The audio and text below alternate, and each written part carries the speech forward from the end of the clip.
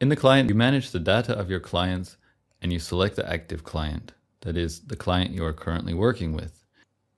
If you are working in a menu that refers to the active client, the name of the active client is displayed in the program bar.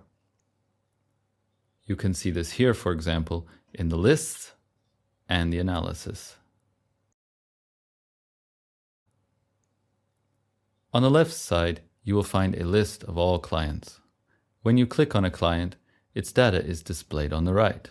In this video, we will first deal with the form in the Properties tab. Here is where you enter all client data relevant to you. The form is based on modern standards and is basically self-explanatory. There are two view modes available to you, which you can switch between using the View button. You can decide whether you prefer the alphabetical list or the complete list. In the Icons tab, you can load images of the client and record their vibration with TimeWaver. We will do this in the next video. In the Lists tab, you have direct access to the optimization lists of this client. The structure and function are identical to the Lists menu. We will deal with this in the next lesson. Under Documents, you can store everything you want to collect for this client. For example, this may be the findings of another doctor. Simply drag the desired document from Windows Explorer into the Document field. Now we create a new client. To do this, click on New. On the right, you see a large section of data fields that you can use as you wish. First, we enter the client's personal data. As with other programs, use the Tab key to skip to the next field, or Shift-Tab to return to the previous field. As long as you are in edit mode, recognizable by the active Edit button, you will see the full form. In normal mode, only the fields you use are visible. This keeps the form clear. You automatically enter the input mode when you create a new client or double-click in a data field. At the top of the form, specify to which type the client belongs. Clients in TimeWaver can not only be people, but everything possible. If you click on the field, you will be offered different types. In our case, we have a male person. The easiest way to get an overview of your clients is to get used to assigning them to different categories right from the start.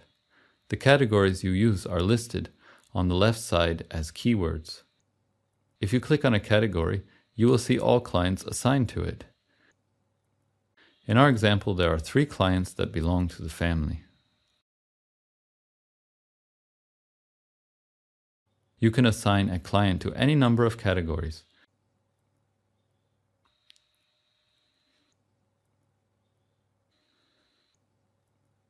In addition, 4 clients participate in a stress management program. So we add a new category, Stress Management, and assign it to the first client. Now you see the new category on the left and its only members so far.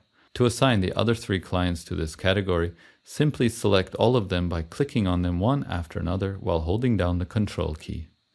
Now drag the selected clients into the category with the mouse and confirm the action. As you can see, the category Stress Management now contains 4 clients. If you no longer wish to see these messages, check the corresponding box before clicking OK. As you can see, this client, for example, has both categories, so it is also listed under both. To remove a category from a client, click in the field and uncheck the box. To delete a category, right-click on it and select Remove. In general, we recommend, as a little practical tip, that you use the context menu at various points in the software. You will usually find all relevant functions clearly listed there, as is usual with modern Windows programs. That's all for this first video. Before you go to video B, please create your first 6 to 10 clients as an exercise and assign them to at least 3 different categories. If you use TimeWaver in your practice, the category Patient or Practice is useful. We will then continue working with these clients in the next video.